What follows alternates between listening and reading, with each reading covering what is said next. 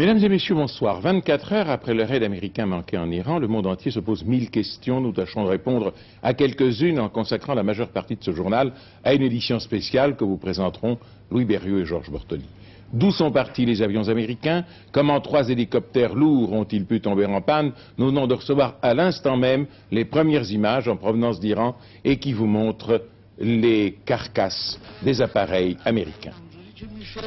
Voilà tout ce qui reste en plein désert iranien, à 300 km de Téhéran, de l'expédition lancée par les Américains pour délivrer leurs otages de la capitale de l'Iran. Ces images que la télévision iranienne vient de nous faire parvenir, avec quelques complaisances et toute la satisfaction qu'on imagine, montrent ce qui reste de 8 hélicoptères, les uns en bon état, d'autres en panne et un troisième écrasé par un choc avec un gros avion de transport, un C-130. Et aussi 8 corps de ceux qui sont morts accidentellement et que l'expédition américaine n'a pas réussi à rapatrier. Les blessés américains, eux, sont rentrés. Et l'on dit aussi que les Iraniens se sont empressés de finir de détruire la plupart des appareils, de peur, paraît-il, que les Américains reviennent s'en servir. Alors maintenant, quelles vont être les conséquences de l'affaire en Amérique et sur le plan international? Nous vous proposons une réflexion générale avec l'aide d'experts.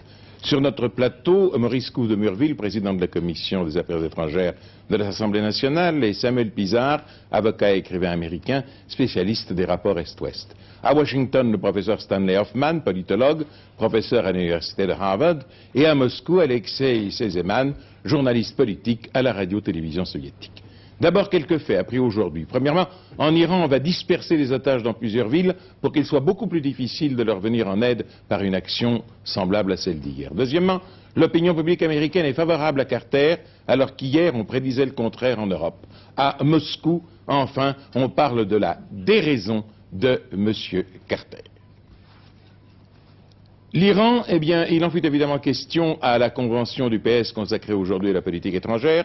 La plupart des orateurs ont condamné l'intervention américaine, tout en rappelant que le Parti socialiste avait dès le début condamné la prise d'otages. Cela n'a pas empêché M. François Mitterrand de tenir compte de l'aspect humain de l'intervention des États-Unis d'Amérique.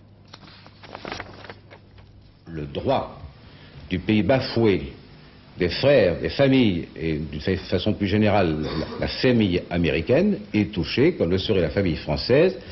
Le droit de délivrer est pour le moins égal, permettez cela sans paradoxe, au droit d'emprisonner. C'est-à-dire que nous sommes dans une situation qui ressemble à la guerre. À partir de là, instinctivement, je ne critique pas celui qui veut sauver son frère. Il n'empêche pour M. Mitterrand que l'échec américain est condamnable puisqu'il fait peser un risque sur la paix dans le monde. De plus, M. Carter a entraîné ses alliés européens dans une politique de sanctions économiques contre l'Iran, tout en déclenchant une opération militaire. Il a donc trompé ses alliés. Quant à M. Rocard, il a lui aussi évoqué l'Iran à la fin d'un discours très théorique sur la social-démocratie dans le monde, discours dans lequel il n'a jamais été en contradiction avec M. Mitterrand. Mais notre long combat de socialistes contre la dictature du Shah nous autorise à dire aux Américains que le souci de revanche du peuple iranien s'explique, même s'il prend des formes inacceptables. Il faut hélas savoir attendre qu'un pouvoir public respecté naisse en Iran. Une politique de sanctions, outre sa très grande difficulté technique, on vient de le voir, et ça la condamne déjà, ne peut avoir que 3 effets. Menacer la vie des otages. Après tout, la sûreté nerveuse, maintenant, c'est de l'Iran qu'elle dépend. Défavoriser la renaissance d'une autorité publique respectée en Iran, et puis pousser l'Iran vers le bloc soviétique. C'est tout le contraire de ce qu'il faut faire.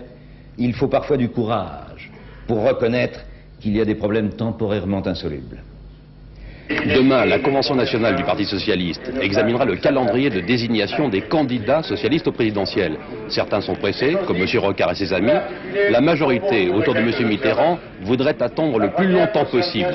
Il est probable que le candidat socialiste ne sera pas désigné avant le milieu du mois de décembre prochain. M. Poniatowski, rentré de Varsovie, où il a remis un message de M. Giscard d'Estaing au numéro 1 polonais, M. Gierek, au cours du discours de politique internationale qu'il a prononcé cet après-midi à Pontoise, aux assises départementales de l'UDF, a estimé que la situation était assez grave pour que l'opposition trouve mieux à faire qu'à se livrer à des magouilles. C'est son mot. M. Poniatowski a dit qu'il était à la disposition de la justice, à laquelle il n'avait rien à cacher.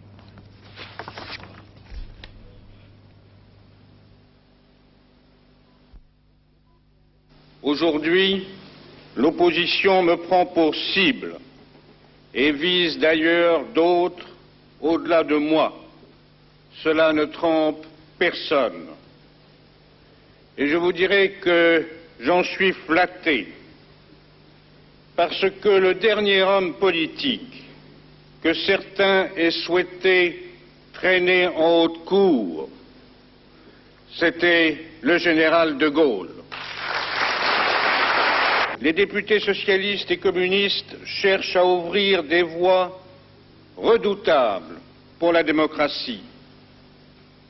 Ils prétendent transformer le palais Bourbon en palais de justice politique, instaurer une justice de parti, où la séparation des pouvoirs n'aurait plus cours, où les citoyens et les élus seraient livrés au bon vouloir politique. Et c'est avec des méthodes juridiques de ce genre que l'on aboutit aux régimes totalitaires les plus redoutables, où les partis se font justice les uns contre les autres, et le Parti communiste le sait bien.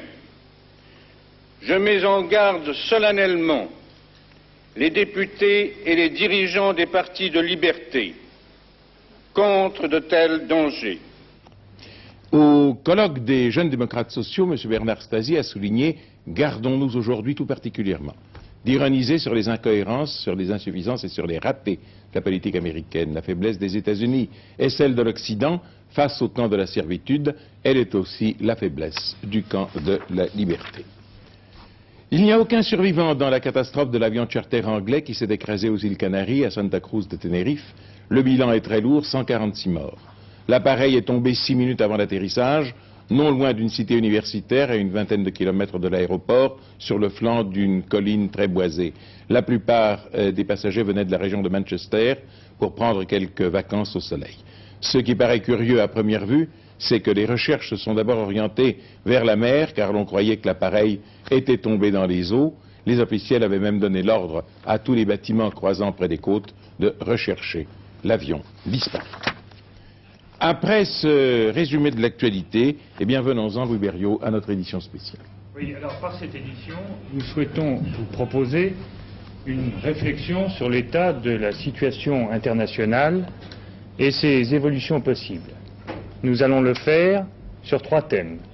La situation intérieure aux États-Unis, avec Stanley Hoffman en direct de Washington avec Jacques Segui, les relations entre les États-Unis et l'Europe avec M. Maurice Couve de Murville, ici dans nos studios, la tension entre l'Est et l'Ouest, avec Samuel Pisar, spécialiste des relations entre l'Est et l'Ouest, et Alexis Sezeman en direct de Moscou avec Jacques Abouchard. Jacques Abouchard qui, avec Jean-Pierre Elkabbach, Patrick Poivre d'Arvor et une équipe, plusieurs équipes de la rédaction d'Antenne 2, réalise pour lundi prochain une journée spéciale sur l'Union soviétique. Mais avant d'engager cette discussion sur les 3 thèmes que je viens d'évoquer, les faits, Léon Zitrone. Eh bien, les faits. Dans la nuit d'avant-hier à hier, le président des États-Unis ordonne une opération aéroportée de commando avec comme but final de tenter de libérer les otages détenus depuis 174 jours. Des avions et des hélicoptères lourds de l'aéronavale américaine, nous les avons vus tout à l'heure, transportant des marines, s'envolent de divers lieux et se rejoignent non loin de Tabas, à 300 km au sud-est à peu près de Téhéran, pour établir d'abord une tête de pont. Mais plusieurs incidents techniques très graves se produisent.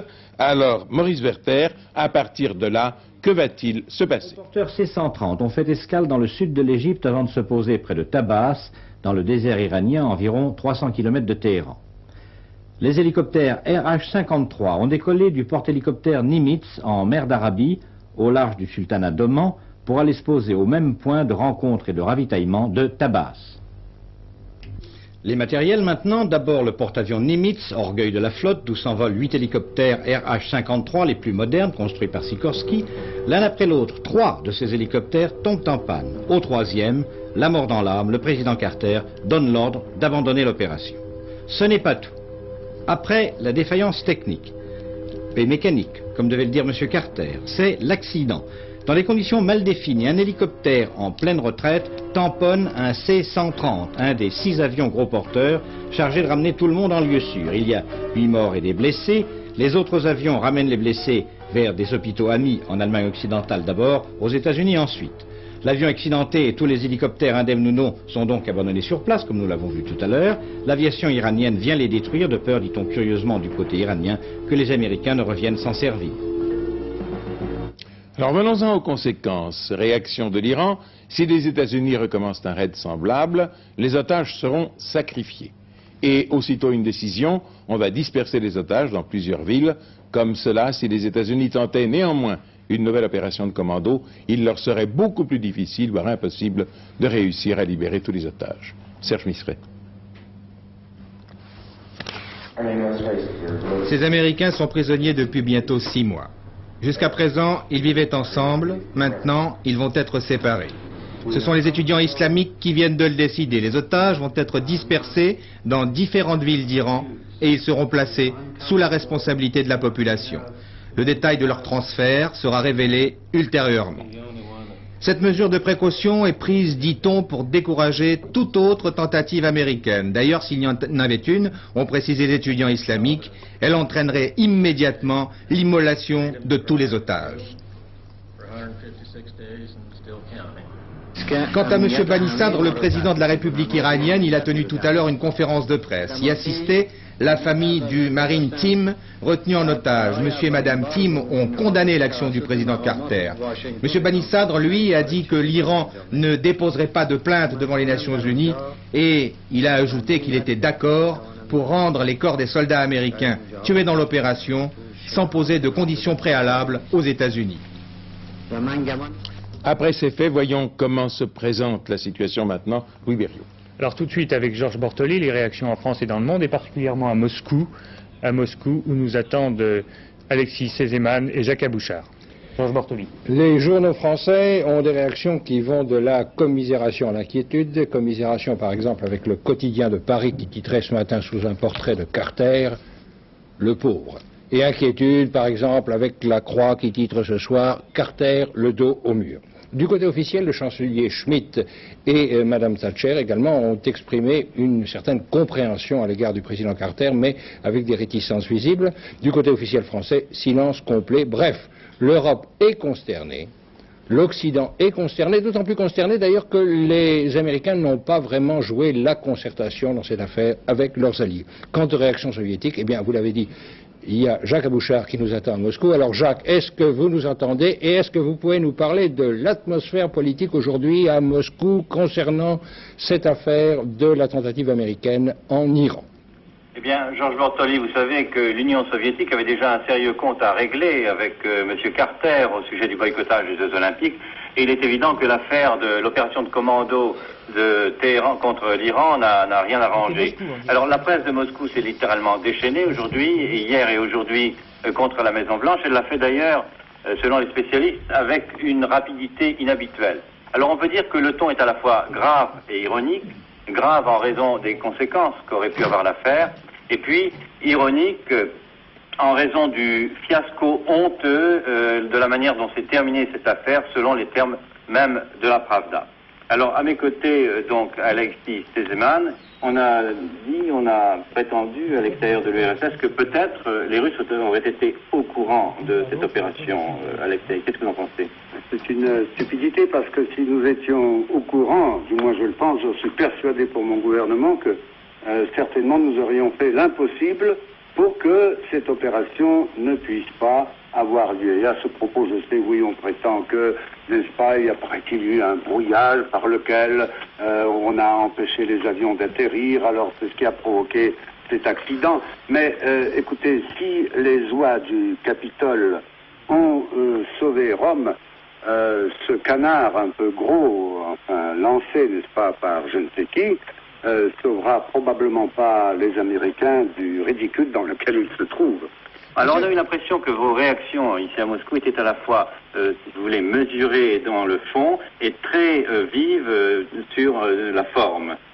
On a l'impression que du côté russe, on ne veut pas aggraver les choses. En aucun cas, nous ne cherchons pas et nous n'avons jamais cherché à envenimer quelque situation que ce soit.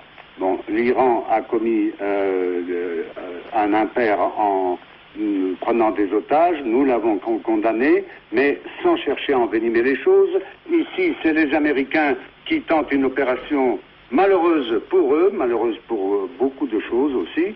Et là non plus, nous ne cherchons en aucun cas à envenimer la situation parce que ce que nous voulons, nous, c'est avant tout la détente. Ça, c'est clair. Bien, nous allons revenir avec vous tout à l'heure, M. Sesemann, mais nous allons voir maintenant la situation en politique intérieure américaine. Les réactions des hommes politiques ont été assez différentes et elles ont évolué depuis hier. L'un des jugements les plus attendus sur l'échec de l'opération de Tabas était celle de l'ancien président Nixon.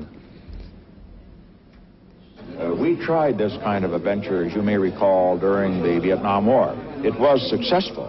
The helicopters landed in the Son Tay raid, and then they came back, but unfortunately the prisoners had been removed shortly before they arrived. This time, President Carter ordered it again. It was the same kind of a team. There was a mechanical problem. It did not succeed. That does not mean it was wrong to order it. Jacques Segui, c'est un peu ce que pense l'opinion américaine. Carter a eu raison d'essayer. Nous n'avons qu'un président et ce n'est pas le moment de l'abandonner, a dit par exemple M. George Bush, un des adversaires républicains de M. Carter. Et l'opinion publique retient aujourd'hui qu'il fallait montrer le drapeau, faire quelque chose pour enfin porter la preuve que le géant américain n'est pas paralysé.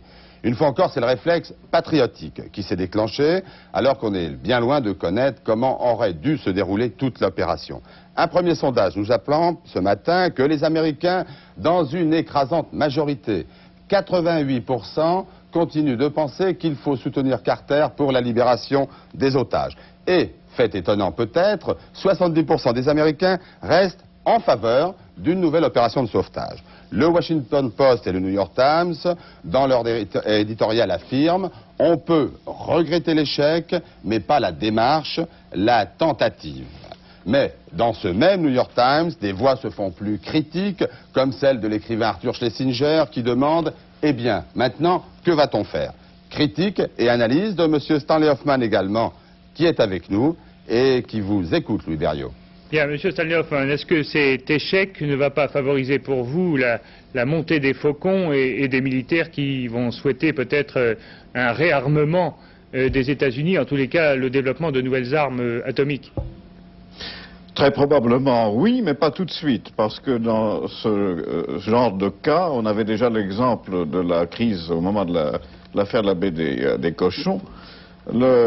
La première tendance des Américains est de se rassembler autour du président, et c'est en train de se produire. Ça vous a pas surpris? Mais je crois que d'ici quelques semaines, les voix deviendront beaucoup plus critiques, les différents candidats à la présidence se montreront beaucoup plus féroces, et je crois que ça bénéficiera finalement aux républicains et en particulier à M. Reagan. Est-ce que vous ne pensez pas que les échecs répétés de la politique de M. Carter vont finalement conduire l'Amérique à se renfermer un peu sur elle-même, à s'isoler? Non, certainement pas. Je crois qu'il n'y a plus qu'en France qu'on pense qu'il existe encore un isolationnisme aux États-Unis. Même dans des conditions comme celle-là? Non, je crois qu'on aura affaire à une politique beaucoup plus agressive, beaucoup plus militariste, si vous voulez. Mais ce n'est pas du tout la même chose que l'isolationnisme. Nous allons parler... Ce sera une politique mondiale et une politique de guerre froide.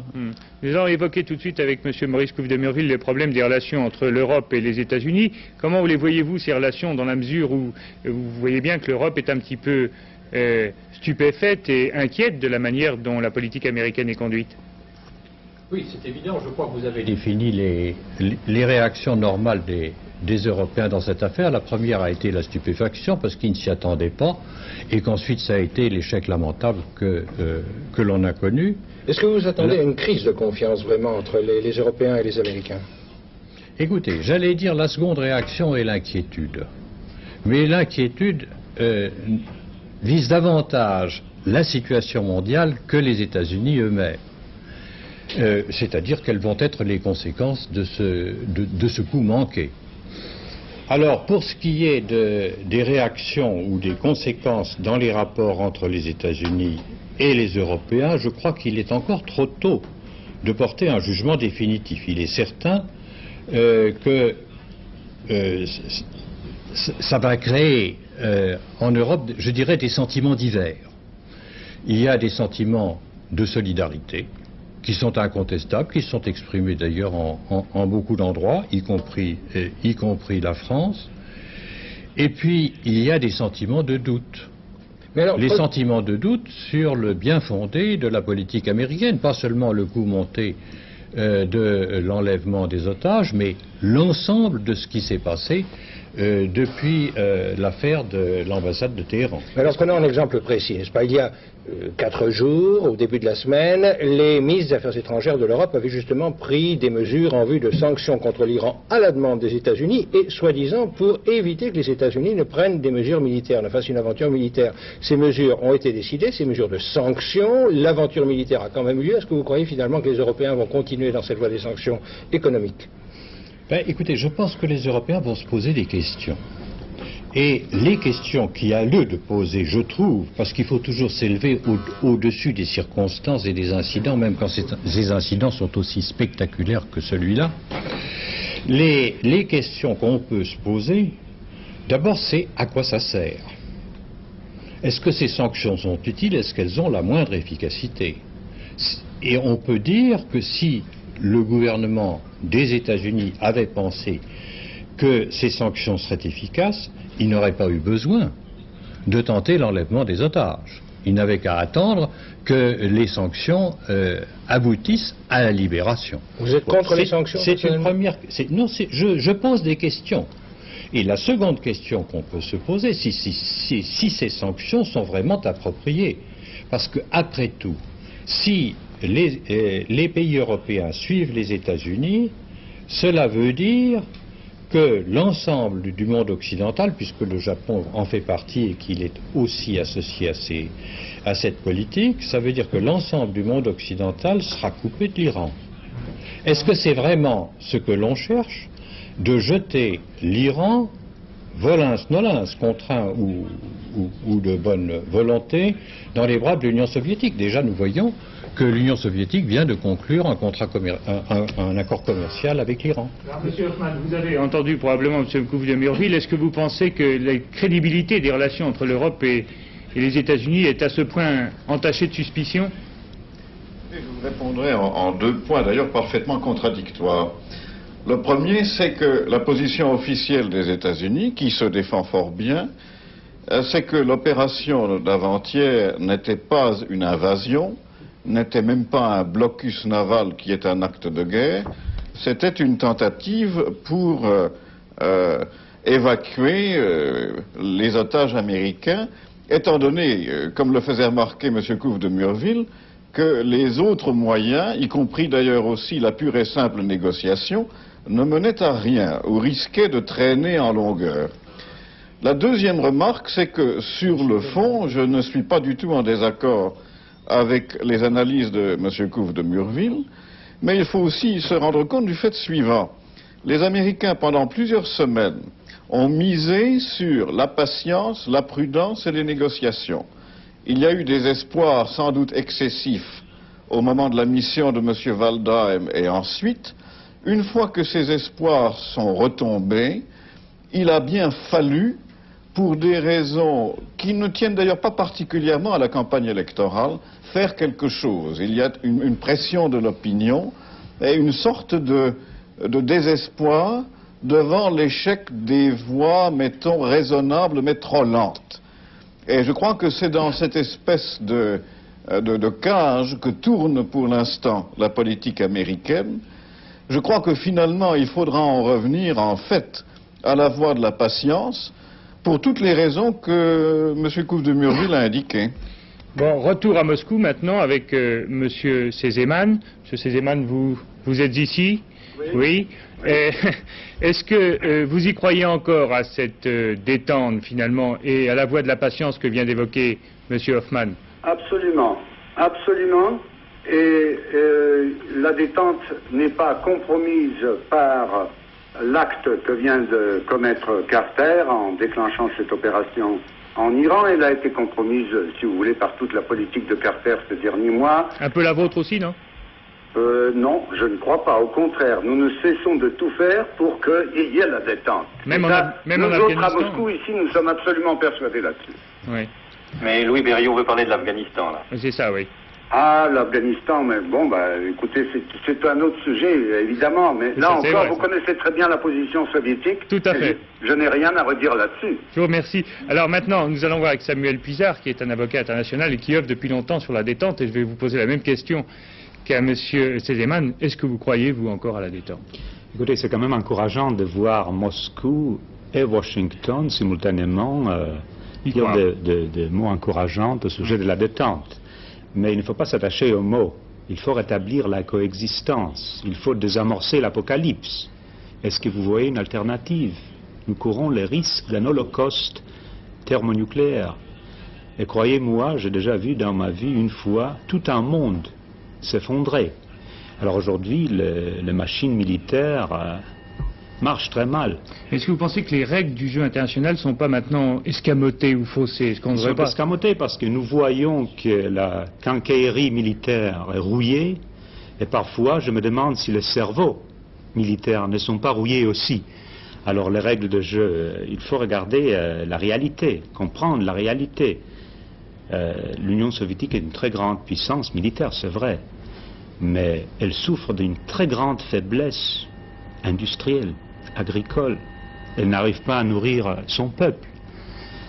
Et elle manquera dans les années 80 du pétrole. C'est un fait essentiel. Et alors, elle est attirée vers le golfe Persique parce qu'elle est obligée de s'approvisionner un pétrole, d'approvisionner l'Europe de l'Est, et les Cuba, et la Finlande, et voilà la réalité. C'est plutôt un facteur de tension que de détente, ça. C'est un facteur de tension, mais alors il faut chercher un moyen de détendre. Alors comment? Je vais vous donner un exemple. Si vous acceptez que les vrais problèmes sont économiques et politiques, et qu'on ne peut pas trouver une solution avec des moyens militaires, et alors il faut se poser la question, est-ce que ce pétrole qui existe en Sibérie, dans la Sibérie de l'Est et de l'Ouest, est-ce qu'il faut vraiment refuser aux Soviétiques la technologie qui existe aux États-Unis pour ouvrir le gisement? Il me semble que c'est dans notre intérêt de donner aux Soviétiques la possibilité de développer ce pétrole. Et c'est ça qui est très important. Je suis même un peu obsédé par ça. J'ai écrit un livre que j'ai appelé « Le sang de l'espoir » parce que j'ai vu beaucoup de sang versé dans ma vie. Et cette semaine, on a de nouveau commencé à verser du sang. Il faut trouver un moyen de transformer ce sang en espoir. Bien, messieurs, je vous remercie pour votre rapport à cette édition spéciale. Léon Zitrone pour les dernières informations. Eh bien, demain c'est dimanche, donc tiercé à Longchamp, dans le prix de notre confrère Week-end, 2200 mètres 20 partants. Les pronostics de Pierrette Brest, le 3, Strombos, Poulain de bonne classe, le 14, Nibelung, 2 succès l'an passé, le 16, Fabricius, 5 fois à l'arrivée, le 18, Beauchâteau, 2 victoires récentes, le 11, Little Lake, très régulier, puis viennent le 12, Mulberry, le 8, Jeune Prince, et le 7, Talk It Over. La météo, elle vient de la Manche orientale, au nord et au nord-est, ciel souvent très nuageux, il pleuvra un peu le matin, mais des éclaircies se développeront l'après-midi, les températures varieront peu, et sur le reste du pays, le temps sera souvent ensoleillé, avec des vents faibles et températures en hausse. Le dernier journal vous sera présenté par Gérard Rolls tout à l'heure, et je vous rappelle que l'équipe d'Antenne 2 diffusera après-demain lundi de Moscou, Antenne de midi, le journal télévisé de 20h et notre magazine habituel du lundi soir, Question de temps. Comment vit-on en Union soviétique en ce moment? Quelles sont les réactions des soviétiques aux événements dramatiques actuels? Nous venons d'en avoir avec M. Sezeman, ou par exemple leur réaction à la non-participation de plusieurs grands pays aux Jeux Olympiques. Que c'est le soviétique moyen de ce qui se passe sur la planète? C'est ce que vous verrez en suivant une série de reportages présentés par Jacques Abouchard et toute notre équipe, et qui seront présentés par Jean-Pierre Elkabbach et Patrick Poivre d'Arvor. Notre édition est terminée. Bonsoir. Merci.